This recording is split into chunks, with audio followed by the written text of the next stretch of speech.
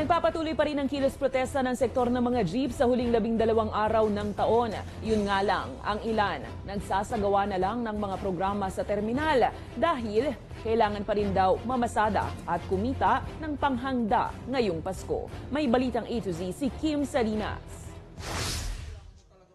Hindi na magawang lumahok ng ilang tsuper sa nagpapatuloy na 2 linggong tigil pasada ng kanilang hanay. Ayon sa ilang driver, sila rin kasi nila ang mawawalan ng kita ng panghaing pang Noche Buena. Sa amin pong grupo, hindi naman po pwede yung gano'n na 2 weeks.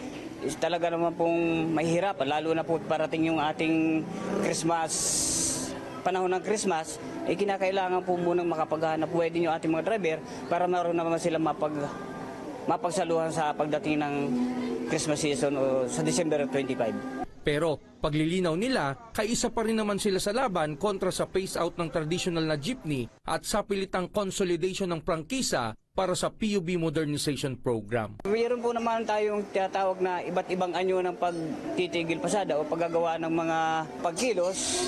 Yun po naman ay yun ang bilang suporta namin na dito na lang po kami sa loob ng terminal pero hindi po kami titigil pasada.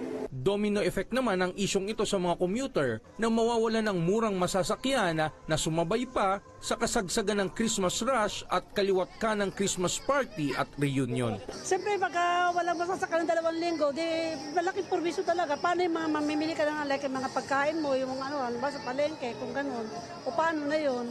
Paano naman yung ibang mga mamimili kung wala namang sasakyan na masasakyan para sa pamimili nila?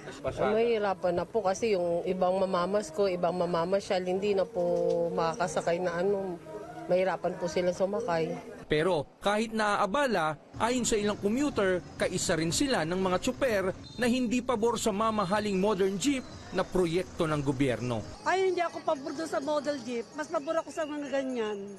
Model jeep, pagka hindi naman yata sa ating gawa yan eh. Gawa ng ibang ano yan. Paano pag nasira ang part yan?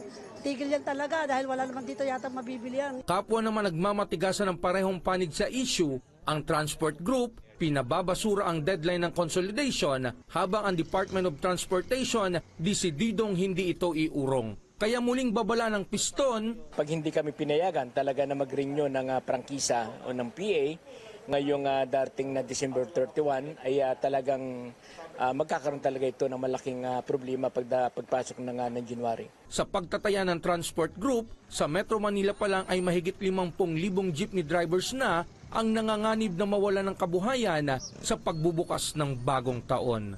Para sa Balitang A to Z, Kim Salinas.